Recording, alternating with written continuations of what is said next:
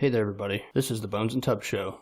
We are brought to you by no one in particular, because advertisements suck. Yeah, they do. We are brought to you, however, by Catherine, Marie Doherty, Evelyn, and Agris Girl, our 3 patrons at patreon.com/bones and tubs. And we don't have, anything else. We're not trying to sell you a mattress. We're not trying to tell you anything about beard oil or... No special food boxes or anything like that. No. We're brought to you, just like PBS, by viewers like you. And this is the Bones and Tub Show. The Bones and Tub Show.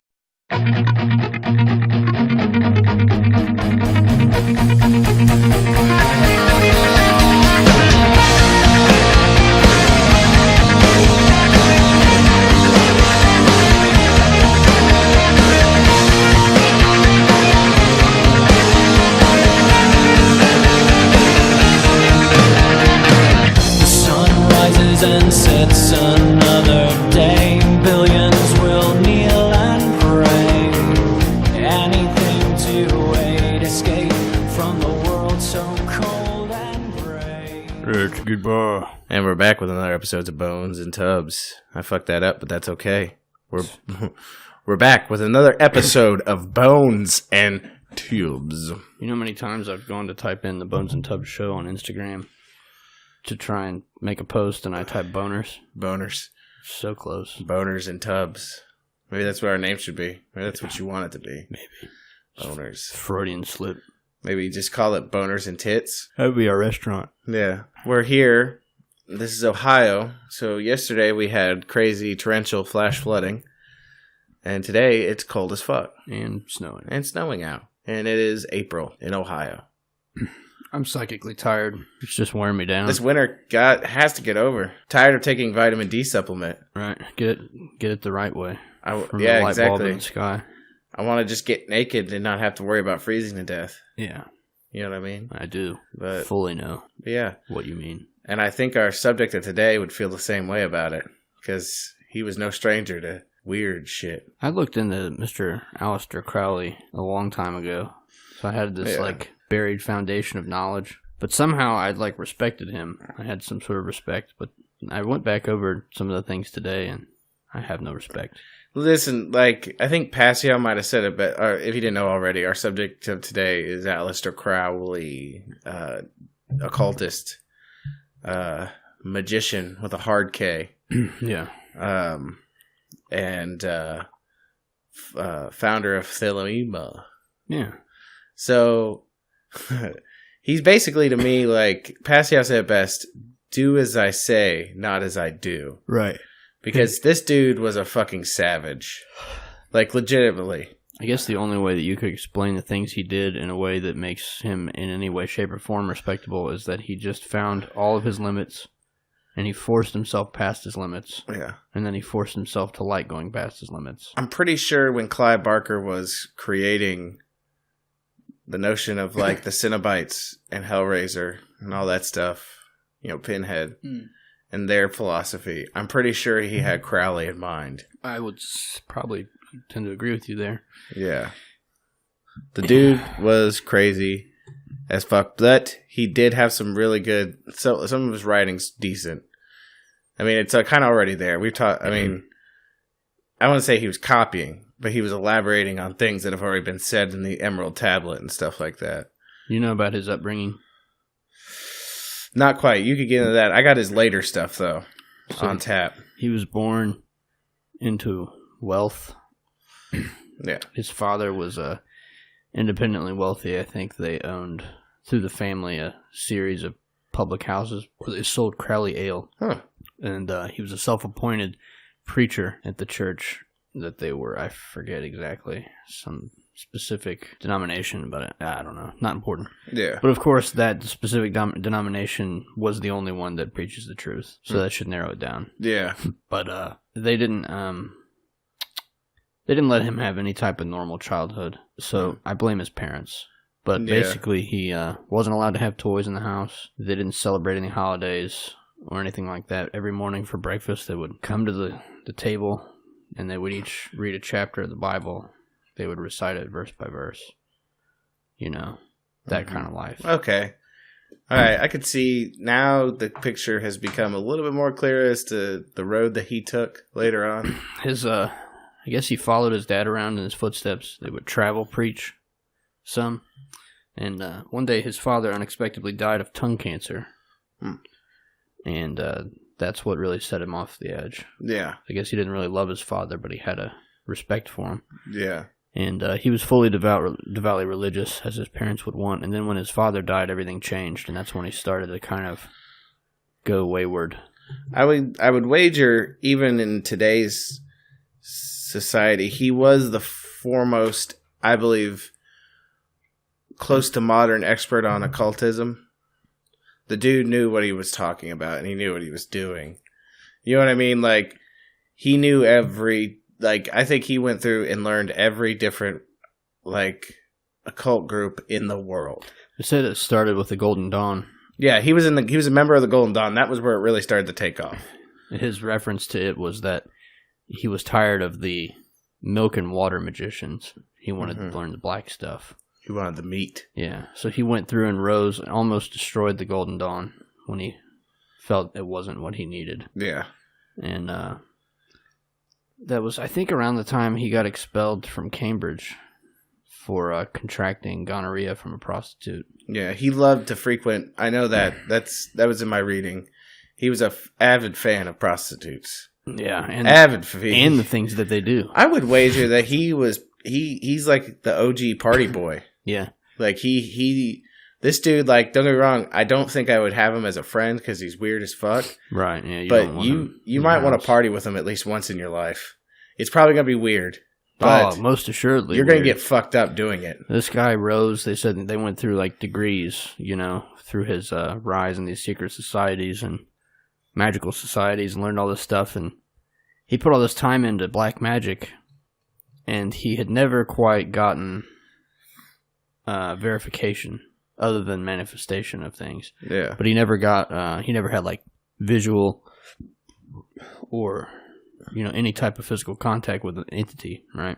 Well, okay, as I say, I was like, dude, hold on a minute now. Until he performed some form of magic and came into contact with a being, what did it call itself? Iwas? You're talking about the being that gave him the Book of the Law, right? Yeah, he said he would go into this room every day. And this was in, hold on, I have this in my notes. They were staying in, I'm sorry. Okay, they were staying in Cairo. Yeah. Him and Rose. His wife. His first Scarlet Woman. Yes. Which we'll talk about that here in a little bit. But I guess the first time he made contact with another extra-dimensional entity, it would just come to him for 1 hour in this room where he worked his magic, and it would just whisper into his ear, dictated the entire Book of the Law. Mm-hmm. You guys can check out the Book of the Law if that's what you're into. Okay. So basically, it's free to download. They set up inside this hotel room in Cairo, right? With him and Rose, and under the guise that they were a prince and princess, so they got a sick room.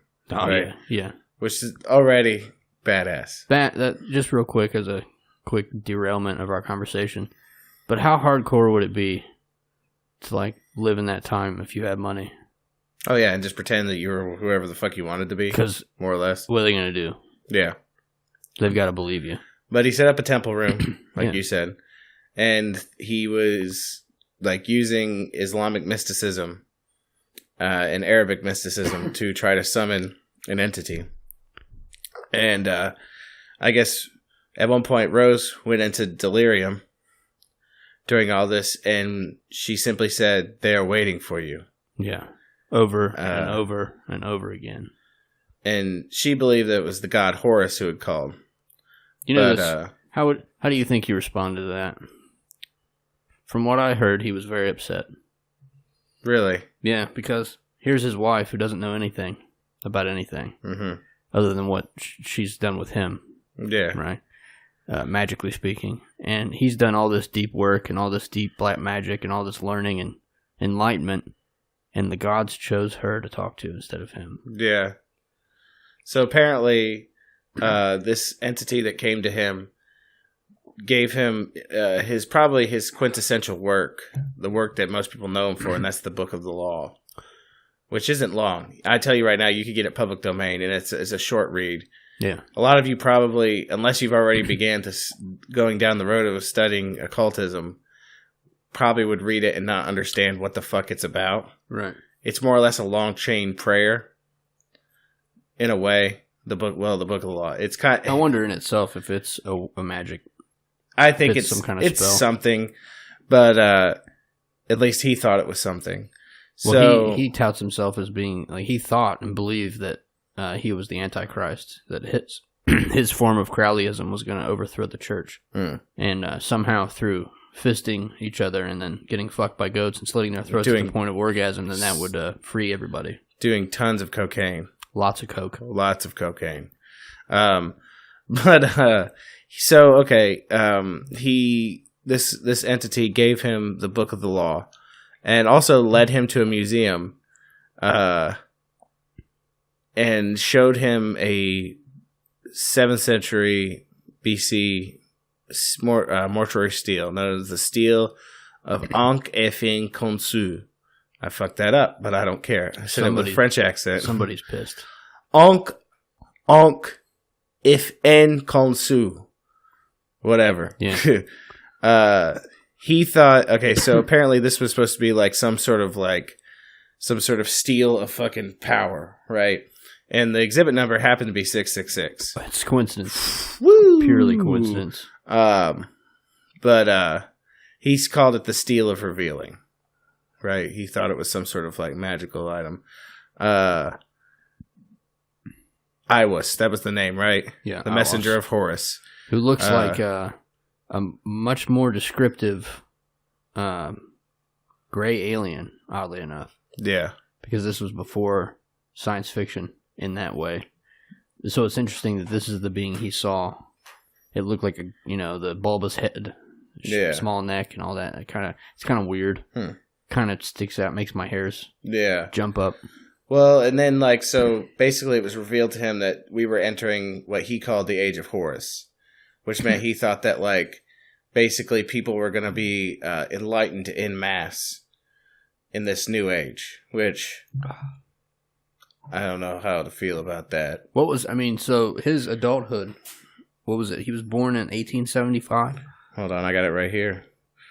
1875, yeah. Okay, so I'm assuming he was probably 30 when this happened. Yeah, he's about 30-ish. Probably 33. Yeah. Just for posterity. Yeah. But at that time, really, I was thinking about this on the way over here. He wasn't wrong, really. I mean, at the time, because they were on the cusp of a massive enlightening. Because you got to think, Nikola Tesla. I was going to say, okay, but the thing is, it's to an extent, because he lived in the same time as Blavatsky, and he lived in the same time as all these other There's a lot of thinkers who were coming forward and being like, "Hey, listen, we got this shit. The shit's thousands of years old. It's thousands. It's as old as civilization itself. Right. And the shit rings just as true today as it did back then. Yeah. These laws, these ways of doing things are just as common now as they were back then. And you got to think, back then they had the burden of proof back then. Right. They say all these things, like you say. You couldn't just have some snake oil. Yeah, so because the thing is, how would they know back then? They say, okay, so everything vibrates, right? Yeah. Everything's in a constant state of vibration. Okay. Really? They said that thousands and thousands of years ago, right? Yeah. And it took us thousands of years to scientifically prove that was true. Right. Well, it's funny that if you look back, and the further you go back, the more that you kind of realize that they already knew things that we are just finding out still to this day. Yeah. With everything. You know what I mean? Yeah. So, I don't know about you, but it kind of pushes me closer to the cosmic abandonment. Yeah. Like, how many times has humanity been reset? That's the truth. I mean, that's what you gotta ask yourself. That's what Graham Hancock, when I was reading his newest book, Magicians of the Gods, he kind of pokes towards. It's like the Egyptians didn't build the pyramids; they came upon them. Yeah, that's kind of fucking crazy. It is. So, okay. back this up a little bit and tell one of the craziest Crowley stories. This is before the whole ayahuasca and all that. Back when he was still in the Golden Dawn, he he was bisexual, and he was and that wasn't something latent. That was like, you know, he went to all boys preparatory schools. Hey there, Mr. Muscle. And they were, you know, like I said, if you listened to the show before, you know I have no problem with that. You can laugh at it though. Yeah. So anyways, okay, him and this dude that were part of the Golden Dawn, they rented a house in Scotland with the intention of using the book of the Lesser Keys of Solomon, or the Book of Gethia, to summon their guardian angel. Right? That's what Crowley wanted to do. He wanted to. There was this ritual in the Lesser Keys of Solomon that said, if the whole ritual took a long time. It wasn't just something you could do in a night. It took 6 months. Yeah. So basically what happened is the whole ritual goes, the first thing you have to do is you have to summon all the Dukes of Hell, right? I think there's 12 of them. Yeah. You have to summon the Dukes of Hell. And I don't know anybody out there who's ever read the Book of Gethia, which I have to admit I've thumbed through it before. It is literally just a textbook for summoning demons for your own purposes. That's what I got from it anyways, because the whole story goes is that Solomon was able to summon demons. It's called the Abramelin ritual. Oh, okay, yeah. Abramelin. Yeah. I've heard that. Yeah. Okay. Abramelin. Yeah, okay. Yeah. As I say, pronunciation. Yes, the Abramelin ritual. So the notion is that you were trying to bring forth your guardian angel, but the first thing you had to do was summon the 12 Dukes of Hell, and you had to trap them before you could summon your guardian angel. So, why? Because the notion is that... Is this in the Lesser Keys of Solomon? I see, that's the thing. I've read Lesser Keys of Solomon and Gethia. Maybe I didn't get to, I thumbed through it, because the thing is I'm not big on grimoires that involve summoning demons, so I looked through it, and it's like has an encyclopedia of every demon, like not every demon, but a bunch of demons, and it says like this demon, and this is what he's in control of. This is how many minions he has. Does it give you rituals and how to? Yeah, it gives you rituals on how to summon them. Huh. I need to check it out. Like I said, it's on its way. It's a badass book, especially some of the the one I read had a picture with every demon. And I'm telling you, this thing is like a fucking, it's literally an encyclopedic knowledge of demons. Like, it gives you, their main name, gives you any other name they go by. It gives you their minions and some of their more prominent minions, because each one has their, that's the whole thing about I am Legion, right? Right. Okay, you are many. I am more than the stars. Exactly. So there's, they're infinite. I just want to know more, because I've always been interested in this ritual. Not because I'd ever do it, because fuck doing that. Yeah. See, that's exactly why I'm like, I'm going to look at this, and I'm going to flip through it, and I'm like, oh, this is interesting. But okay, I'm not going to actually read this too much. Where the fuck did it come from? Well, it's the Lesser Keys of Solomon. This shit's been translated forever. Right, but Solomon just means sun and moon. You know what I mean? I mean, it's a grimoire, which means it's a spell book that's been passed down for... Where did it come from? I don't know. It's a translate. I know that there's the English one isn't the original. It's a translation. It's actually, I think, what H.P. Lovecraft based the Necronomicon on. Yeah. Because, the Necronomicon isn't a real book. How did you pronounce it? What's that? The Abramelin? Abramelin. Abramelin. Yeah. So I read about this because that is probably by far one of the craziest Crowley stories. And I think he did it for 3 months instead of the full 6. Basically what happened was the dude that was with him tapped out early. Yeah. It was like, I'm good. So Crowley was faced with doing it by himself. You had to eat bread and water for 6 months and wake up. I mean, they said it was like being a monk. Yeah. Except harder. You had to wake up at 3 in the morning. You had to do these incantations. Yeah. You had to perform the same shit over and over again. It's the same principles of exorcism. Exorcism in reality only requires there's only 3 things you do during exorcism, but you just do it in repetition over and over and over again. This cat luckily he had money because, in order to do this ritual, there are all these requirements about the temple that you have to build. Right? First of all, we'll get into where the money came from. Because, he was rich before he started down the path. But he burned through all of his family's money. Cocaine, cognac. Cocaine, prostitutes, cognac, lavish parties, because he was the original party dude. He was Spuds MacKenzie before Spuds MacKenzie was the thing, except he summoned demons and wasn't just a dog. Right. You know what I mean? So this ritual, he gets 3 months in. He's halfway done with it, right? Yeah. Okay, so... he gets a text message.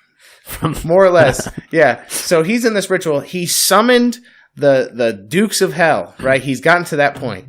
The next step is to bind them so they can't harm you. Right? He gets a message from, I don't even know who. I should have looked that up. Saying they needed him to come somewhere. So he left. Hey, bro, there's a party in France. It's hella fleek. Yeah, he was in France. He went to France. It's hella fleek. He had to go to France for something. He left this place without finishing the ritual or anything. He's like, BRT, be right there, no problem. So does anybody want to take a wild guess of what happened next? Yeah, I actually, in that area? If you don't mind. Yeah, go ahead.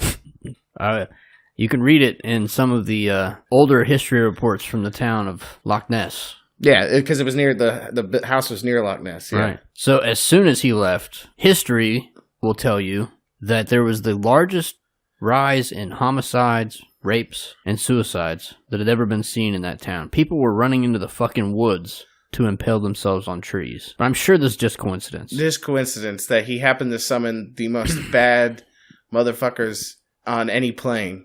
Yeah, proverbially. He opened the puzzle box. Yeah. It's basically like opening up the lament for the lament configuration and then just letting it be. And just, hey, whatever happens, happens. Can I tell you my favorite Crowley story? Go ahead. For posterity, if I was a legitimate podcaster, I would have looked up the name of this guy, but I didn't. No. So anybody that wants to look it up can use Google the same way I should have. Yeah. But let's be honest, I got a teething baby. Teething babies are not the best babies. Trying to feed them, keep them alive. I'm also trying to sleep 3 hours a night just to keep myself together. But anyway, this cat, insert name here, was a 33rd degree Freemason. And he had been searching far and wide to meet with Aleister Crowley because he wanted what Aleister Crowley got. Which is pretty crazy considering if you're a 33rd degree Mason, that means... Yeah. Unless you're a Porch Mason, which is possible. I guess. I just think Porch Masonry came about more recently. I have to think this dude was legit. I don't know, because not to sidebar here, but Manly P. Hall was warning about that kind of behavior back in, like the 20s and shit. He was saying, like, hey, we need to fucking... circle the goddamn wagons because Masonry's losing its fucking reason for existing in the first place. Right. So we'll just assume this cat was, whatever you want, Porch Mason. But he had been, you can do the work up to the 32nd degree, and then the 33rd degree is an honorary degree that's given to you. Yeah. You don't just do some work and get it. Mm-hmm. So anyway, he sought out Crowley because Crowley had, like we already said, he'd gone through various magical societies, different secret societies and all that. And he formed his own society. Did you read about this? Or did I tell you about it already? Talking about Thelema? Mm-mm. Okay, enlighten me. The Lamp of Invisible Light. Okay, I've heard of that before. Yeah. And he supposedly had such deep truths and crazy magic that this cat came, and I think they met in England. Probably. I'm just picturing them outside of a subway. Crowley rolls up in a fucking flowing robe. Yeah, they're having a 6-inch. You meant that kind of subway. Yeah. Okay, all right. $5 foot long. Yeah, okay. So they order a $5 foot long, and they split it because that's, sharing is caring. Yeah. And everything is packed. It's a hot day.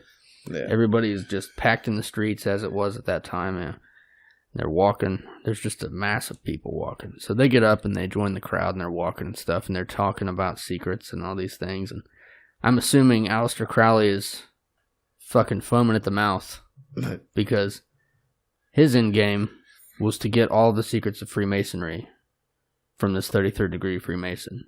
Which, if anyone knows anything about Freemasonry, you're not supposed to give away the secrets. No. You're just not supposed to do it. Yeah.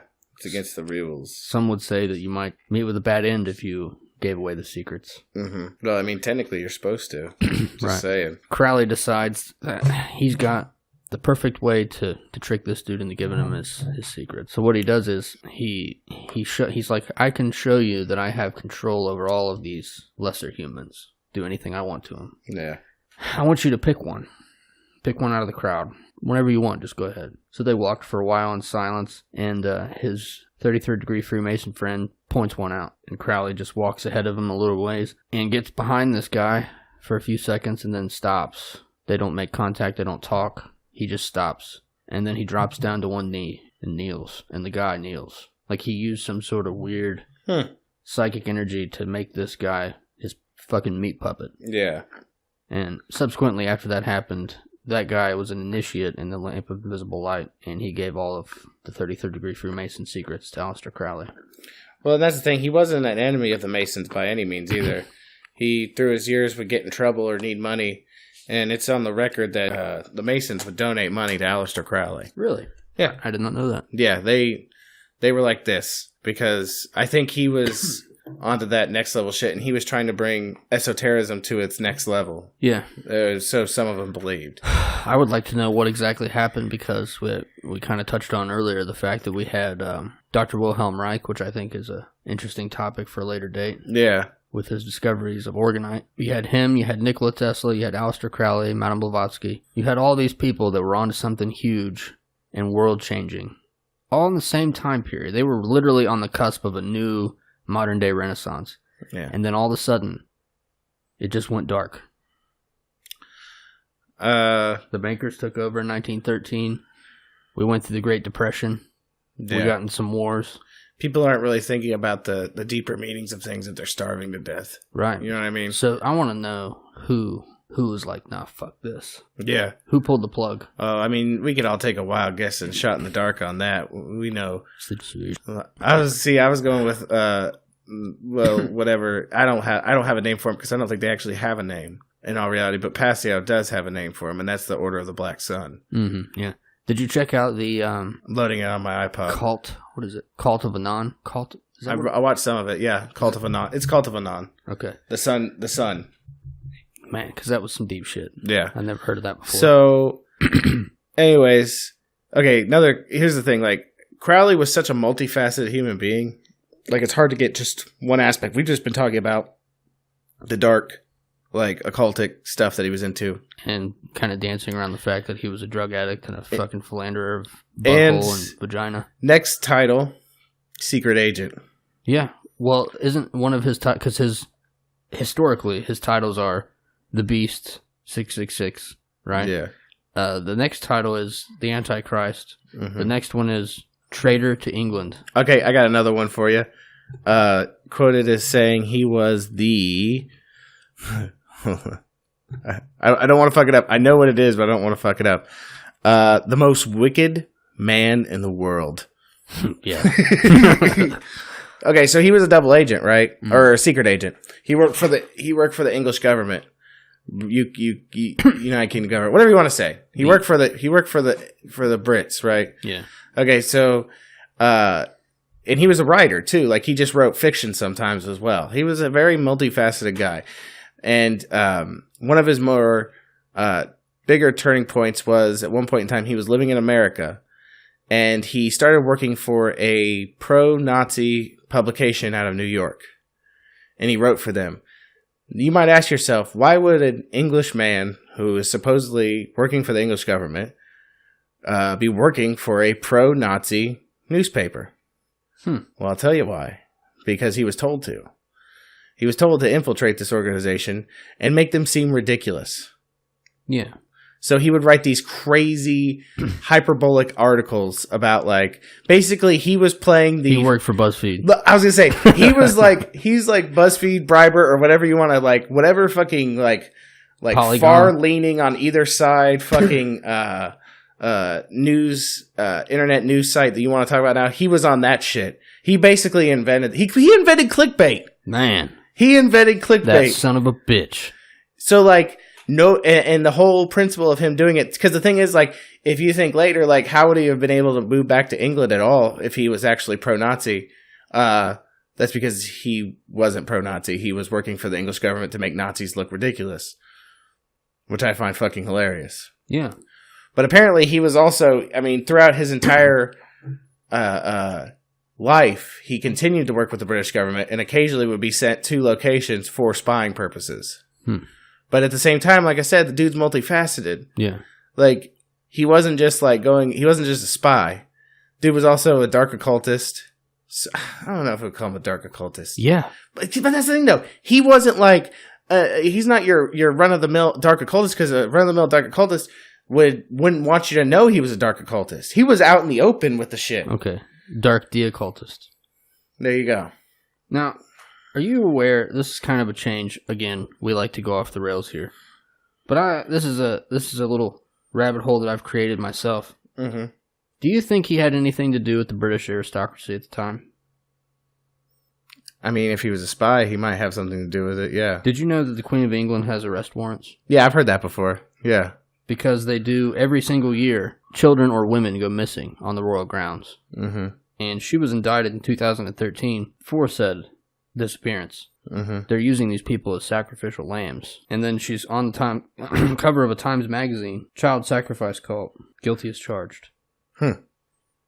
So I just thought it was interesting that the most wicked man of all time was a double agent in the employ of the British government. Right. Like I said, dude was... He was also a mountain climber. Wow, forgot that one too. Yeah, that leads me into a spell thing that he did. Did you hear about that? He went to climb the third tallest mountain in the world. Yeah. Again, I don't know the name of it. But he went on an expedition to climb this mountain. And there was some sort of a disagreement, some sort of argument, I guess, because he was trying to lead the expedition. And everybody was tired of taking his orders and his shit. So he was like, guess what, motherfuckers? If you don't want me, you can do it without me. I'll do it by myself. So they all go off on their merry way as he sits in a tent, sipping tea. I have heard this, yeah. And then an avalanche just happened to occur to everyone involved. And he sat within earshot as they screamed and died in the avalanche. Yeah. Crazy as fuck. This dude, like... So basically, he spends his entire life gallivanting across the world. Getting high as fuck, fucking anything. Everything. I can't even say every person, because I think there are some non-persons that he was fucking. Now, there's the common thing that I read for his initiates. In order to purge them of their fear, he would make them take like heavy doses of drugs, psychedelic and uppers, and alcohol, and put them in a room where they had to look at his pornographic paintings, which were steeped in occultism and satanic, symbology. Yeah. And then one of the things that he did that the Church of England speaks on was he had a famous woman, and I can't remember her name either, because I'm just a fucking loosey-goosey with names, but she's a person that people of history would recognize. She was told in order to reach the next level of his society, she would have to fuck a goat. And as she was about to climax, they slit the goat's throat. God damn. Fuck. Yeah. This dude was nuts. Savage. Crazy as fuck. Yeah. But, I mean, if you look at this, I've read the Book of the Law. It's not a long read. It's a short read. Short read. Free domain. Look it up. And it's public domain, so you don't have to worry about paying anybody to read it. You shouldn't. Because it'll take you maybe 45 minutes to read it. You'll read it while you're taking a shit, and you'll be like, what the fuck did I just read? Yeah, what is this crazy shit? But later on in his life, after years and years of drug abuse, I mean, he started to get health problems, which that was going to happen. That's weird. I'm surprised that he got health problems from drug addiction. But and here's the thing. He didn't die of some undiagnosable STD. See, that's the thing. Think of all the drugs he did, and the fact that he still didn't. He should have died a lot sooner. Oh yeah. For all intents and purposes. So dark magic kept that dude going a lot longer than he should have. Yeah. He fucking did so much cocaine that he ruined his fucking navel cavity. Navel. Did I say navel? Nasal cavity. Nasal. That's fine. He ruined his belly. It snuck past me. He fucked his belly button up. Yeah. But you're doing a lot of coke. Dude was snorting coke with his belly button, man. Fucking cries and man. But So he was also a member of the OTO, fuck it up, Ordo Templo Orientis, right? Yeah. Okay. So, like, basically, and he got into this big power struggle in the OTO because when the main guy in the group died, like, a big, huge part of OTO wanted Crowley to become the leader of the OTO. Mm-hmm. Well, another group said, no, we want this guy because they said Crowley was too off the fucking chain. Yeah, this motherfucker's snorting cognac and cocaine in his belly button. Fuck him. Yeah, but he ultimately became the leader of the OTO and changed it and basically made it like an offshoot of Thelema. Which Thelema, look it up, it's its own. I mean, technically, there's still Thelemic orders in the world. This motherfucker was a busy son of a bitch. He was crazy busy. Didn't he create the Order of Set also? Yeah, Man. And he created his own tarot deck too, the the deck of Thoth. Neat. I think have we talked about that before? I don't know. So the deck of Thoth being different is he places courage at the top of the importance of the major arcana. Well, that is his ruling principle. Because him and a lot of other people, for some reason, thought that courage was going to be the most important thing that people were going to need in the Age of Horus. Courage is what led him into a lot of his crazy fuck shit, too. Because he literally, the things that he did, I think, unless he went demonstrably insane afterwards, he said he did all these things, these nasty, vile things that we're talking about, because he hated them. Or because he thought they were disgusting. But he wanted to do them in order to push his limits. Yeah. And through his life, he also had what I referred to earlier as scarlet women. Because in the Book of Law, they speak of the scarlet woman. Yeah. It's basically a woman used for ritual practices. Well, his first wife should have known something was up. Yeah. Because their honeymoon was in Cairo. Yeah. And he took her into the king's chamber in the pyramid to show off his magic. You know, fast forward. If that didn't tell you something was probably fucked up with this dude, fast forward to later on when she was, as his own admission in his diary states, that he tied her up and laid her upside down in the closet as he fucked someone else in their marriage bed. Yeah. Forcing her to watch. Here's your sign. If anybody out there in the Bones and Tubs Nation is currently, engaged and looking at honeymoon locations and your significant other wants to go to Cairo and talks about going into the king's chamber, you should probably back out. Exactly. Don't do it. Don't do it. Plenty of fish in the sea. But yeah, this dude, like I said, he is just, he tripping, I mean, like, a lot of people said that he was the living, embodiment of, Dr. Faustus. And I was going to say, was he like the modern day version of Faust? He was really just we've talked about Faustus on the show. We haven't. I don't think so. You should mention to them the Faustian pentagram. Yeah, okay, so just to give you a quick recap, there's a story called Dr. Faustus, right? I believe it's from Germany originally. The story goes is this guy, he's searching for all knowledge and all things, right? So, like, you can only go so far with learning the sciences and physics and stuff like that. This guy wanted to take it a step further. He wanted to know the unknown. So, in doing so, he made a deal with not the devil, I guess, it was Mephistopheles. He summoned Mephistopheles and made a deal with him to learn all things, right? And that's where the Faustian pentagram comes from, which is a pentagram missing one side. And it's missing one side because the notion is that a Faustian type person couldn't do what they do unless it was missing piece was filled in by the devil. God damn it. The devil. So, more or less, like, it's the satanic version of Footprints in the Sand. Mm. That's what I always got from it. Why is my pentagram missing a piece? Because I was carrying you. Yeah. But that's what I always got from that. But if you didn't get enough from us about him today, you need to read more about him. The dude was a nut, crazy as hell, and just, probably he's not really a good person. No. But yeah, so that was our topic for the day. The Aleister Crowley. Now that we've got the topic out of the way, I guess maybe we can shim-sham about what happened yesterday at YouTube headquarters. I like that I like to think that, if you compared us to other news agencies that just continuously read off the same teleprompter and deliver the same news to you and act like they're independent organizations, we were actually on the cusp of the breaking news. Yeah. Because we have that group text. Exactly. We have this group text that's been going on for I don't know how long, and it'll probably continue to go on for I don't know how long. Right.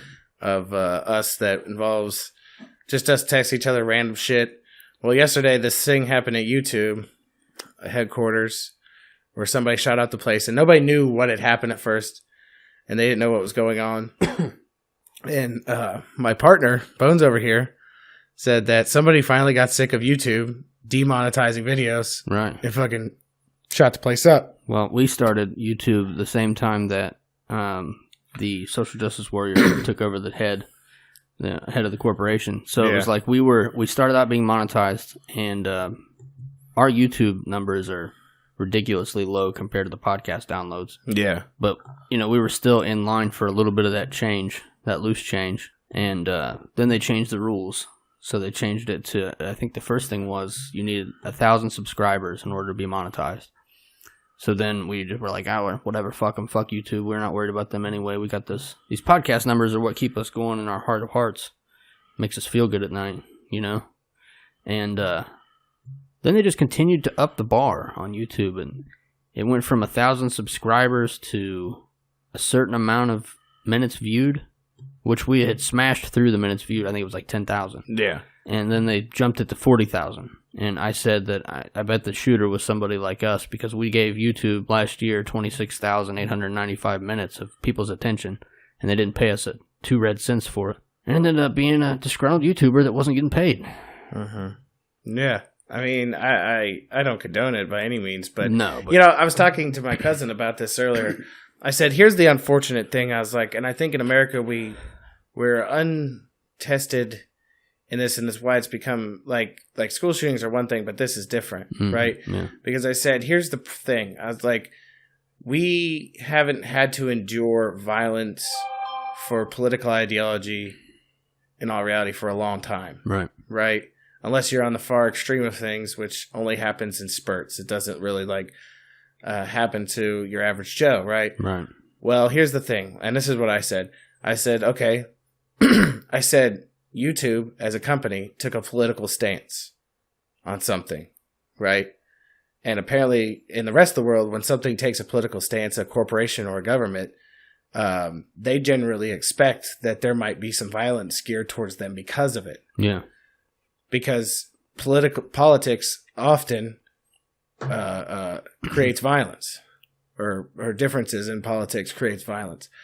And I said, for them not to expect that there wasn't going to be some sort of repercussion for what they've done, led them. They're stupid. Yeah. They should have had security guards there. It's funny that they're taking down all these gun videos, and the thing that would save them is an armed guard. Yeah.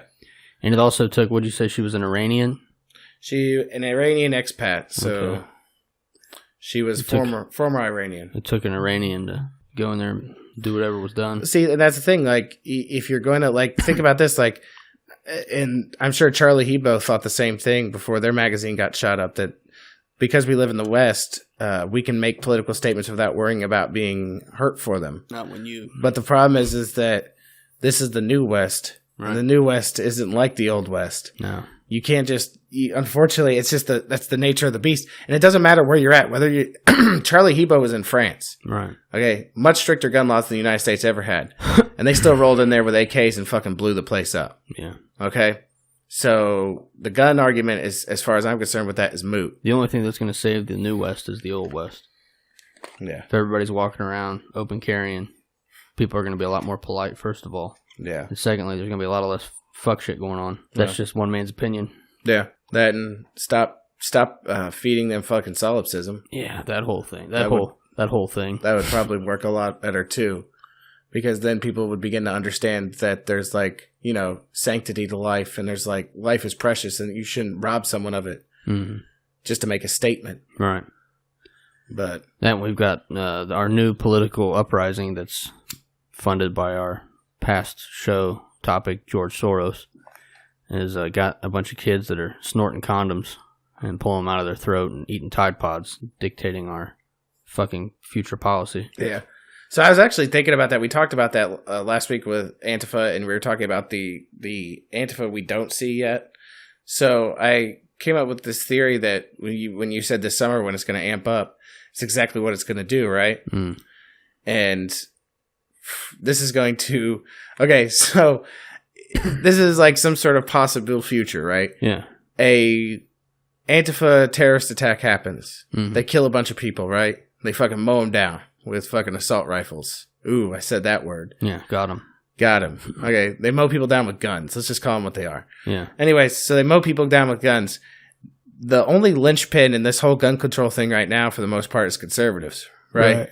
So if you see a bunch of Antifa folk mow down a bunch of conservatives, they might finally get that linchpin out.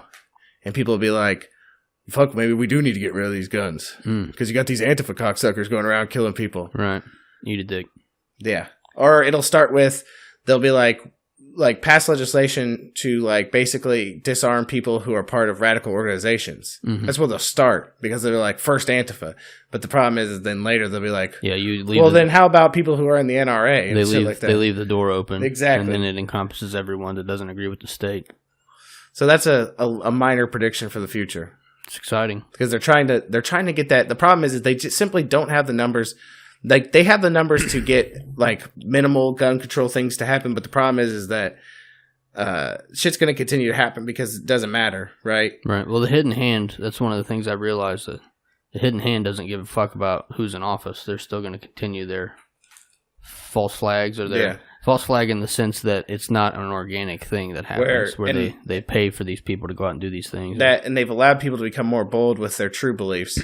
Because before they would, the argument always was, we're not going to take your guns away. Da-da-da-da-da. Right, now they're just saying Now they're like straight up. Yeah. No, it's not like a majority yet, but a fair amount of them are saying, let's go ahead and repeal the Second Amendment. That's the only way that's going to fix this. I can't wait to see. You got former fucking Supreme Justices making editorials in newspapers about repealing the Second Amendment. Are you fucking kidding me? What's interesting to me is there's a lot of people that are joining the Democratic Party as potential candidates for office, right, in the upcoming elections.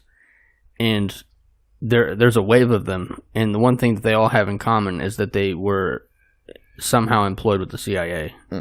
Nice. So they're ex-intelligence agency people that are now joining the political arena. Nice.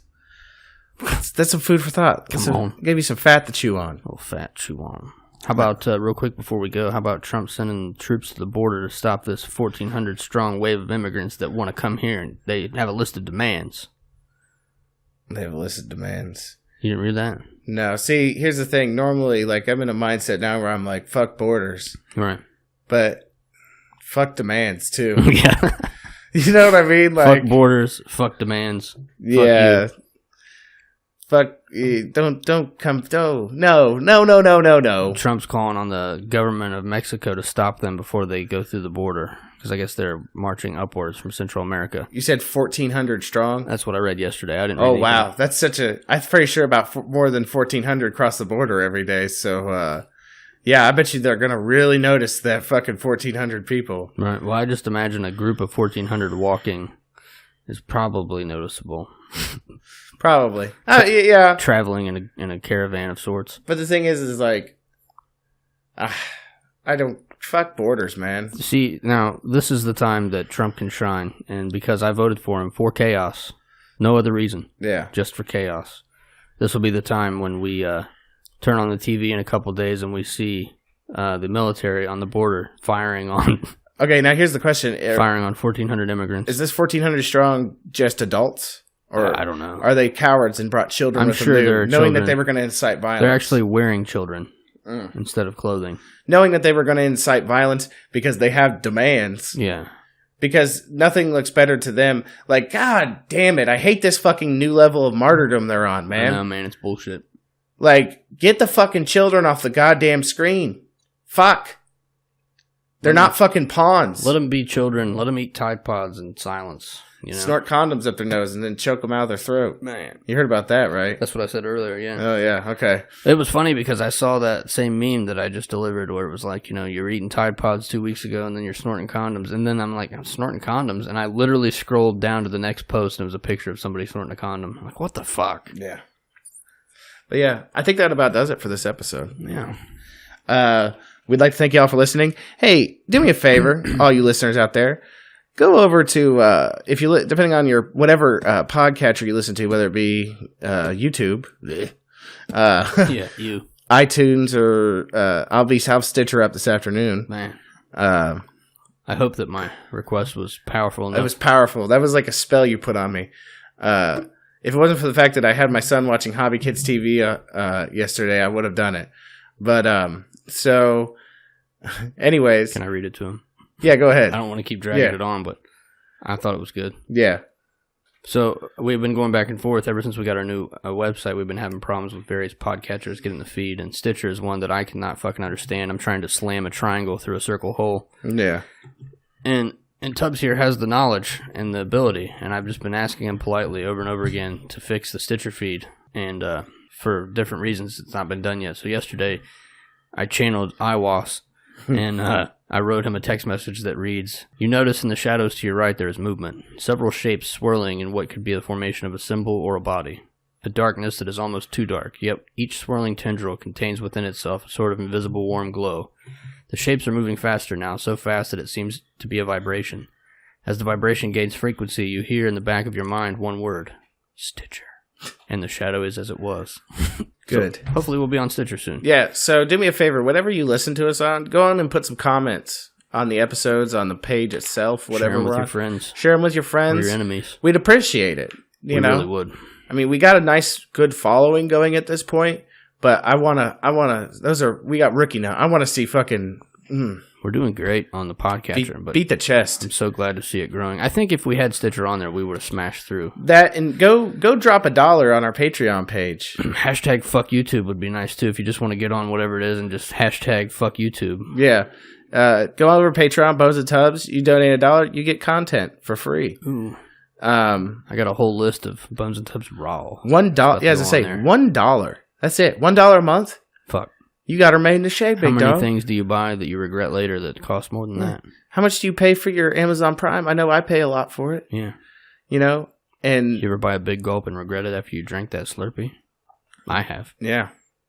You wouldn't regret this, though. No, you won't regret it. So, we'd like to thank y'all for listening. Check us out on Instagram, Facebook, all that. We would have a Snapchat, but I don't understand it. I'm good on Snapchat. It's weird. We'd like to thank y'all for listening. We'd like to thank Ryan Simpson for letting us use his music on the show. Ooh. We'll see you next week, and we hope you have a good week. We love you. We really do.